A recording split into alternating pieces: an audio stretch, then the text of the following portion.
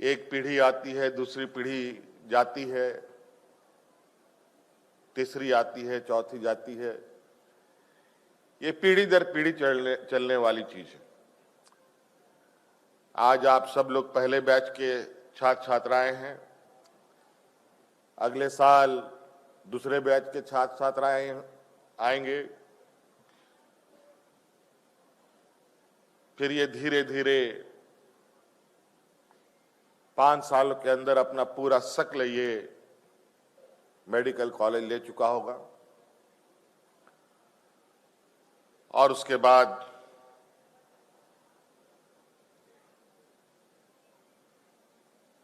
जब आप एक शिक्षित होनहार डॉक्टर के रूप में शिक्षा ग्रहण करके बाहर निकलेंगे, निश्चित रूप से आप सभी लोगों से, आम जनों की बड़ी उम्मीद होगी।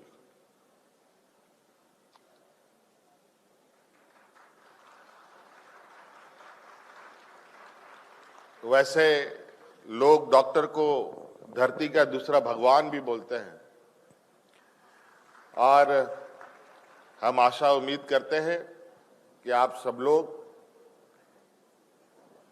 नेताजी सुभाष चंद्र बोस जी के इस मेडिकल कॉलेज में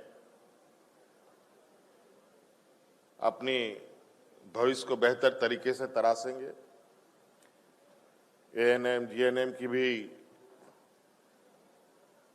इस संस्थान के द्वारा पढ़ाई कराई जाती है, शिक्षा दी जाती है। मतलब अभी मैं बात ही कर रहा था कि मुझे आपके सामने आना पड़ा। कोई बात नहीं, अभी हम लोगों ने, क्योंकि इस चीज से मुझे भी थोड़ा सा लगाव रहता है, और राज्य में स्वास्थ्य व्यवस्था कितनी मजबूत हो और कैसे मजबूत हो, इस पर निरंतर हमारा प्रयास रहता है।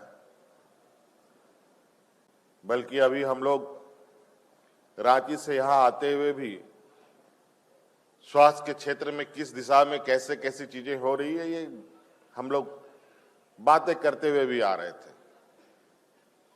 यहां भी आपके संस्थान के अध्यक्ष महोदय से कुछ चीजों पर बात हुई, और मैं उस विषय पर पहले से ही विभाग में चर्चा कर रहा था, लेकिन कुछ चीजें तो जानकारी मुझे सिंह जी से मिली जो मुझे पता भी नहीं थी। अगर वो पता होता तो शायद उस समस्या का समाधान अब तक निकल चुका होता। खैर कोई बात नहीं, जानने की इच्छा हो और काम करने की इच्छा हो तो हर चीज संभव है। इसलिए आप सब लोग एक नई और एक बेहतर दिशा इस संस्थान के द्वारा के माध्यम से आप लोग जा पाए, ये हमें उम्मीद नहीं, पूरा भरोसा है। और समय समय पर जरूर आपके इस संस्थान के लोगों के साथ हमारा संपर्क बना रहेगा, ताकि स्वास्थ्य के क्षेत्र में और हम लोग क्या बेहतर कर सकें, इस पर हम लोग आगे बढ़ेंगे। और हमने तो यहाँ देखा फैकल्टीज भी लगभग ठीक ठाक है, और कुछ फैकल्टीज तो हमारे जानने वालों में से भी लोग हैं। यहाँ आने के बाद पता चला है तो ये हमारे बहुत करीब के लोग भी हैं। अच्छी बात है, बहुत सारे लोग अलग अलग संस्थानों में कार्यरत होने के बाद, रिटायर होने के बाद अलग अलग जगहों पर जाते हैं।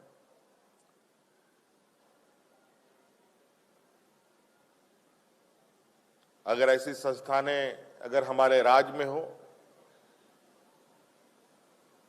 तो निश्चित रूप से यहाँ के भी लोग उसमें, या अच्छे डॉक्टर उसमें अपना योगदान दे सकते हैं, और बाहर से भी आ सकते हैं। इसके लिए हमें कहीं ना कहीं अपने आधारभूत व्यवस्थाओं को बेहतर तरीके से एस्टेब्लिश करना पड़ेगा, ताकि जो एक हेल्थ इकोसिस्टम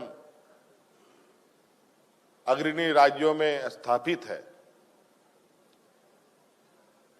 वो हम अपने राज्यों में भी कर पाए।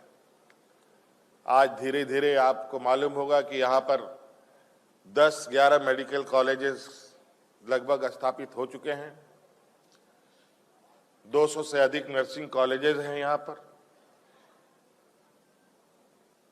और जिस तरीके से हम लोग इस दिशा में आगे काम कर रहे हैं, आने वाले 5-6 सालों के अंदर हमारे इस राज्य में लगभग 25 से 30 मेडिकल कॉलेज होने की उम्मीद है।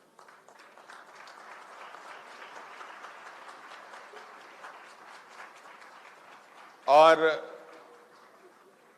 हम इस लक्ष्य के साथ आगे बढ़ रहे हैं कि मेडिकल कॉलेज के साथ साथ यहाँ पर अच्छे हॉस्पिटल्स भी आए, अच्छे डायग्नोस्टिक सेंटर्स भी आए, अच्छे डॉक्टर्स भी हैं।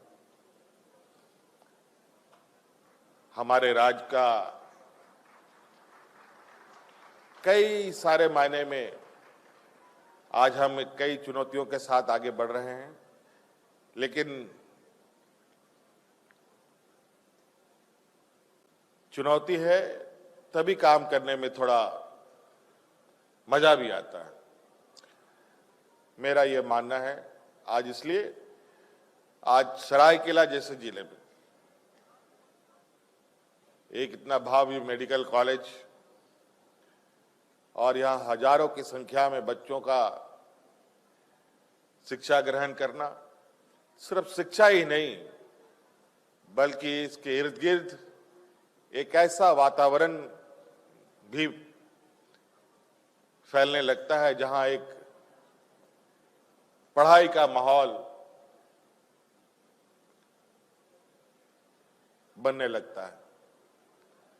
तो इसलिए बहुत ज्यादा नहीं कहते हुए आज हम लोगों की व्यवस्था कार्यक्रम है। आप सब लोगों को आज के इस उद्घाटन समारोह में मेरी ओर से बहुत बहुत शुभकामनाएं और नए साल की शुभकामनाएं देते हुए अपनी ओर से जोहार करता हूं।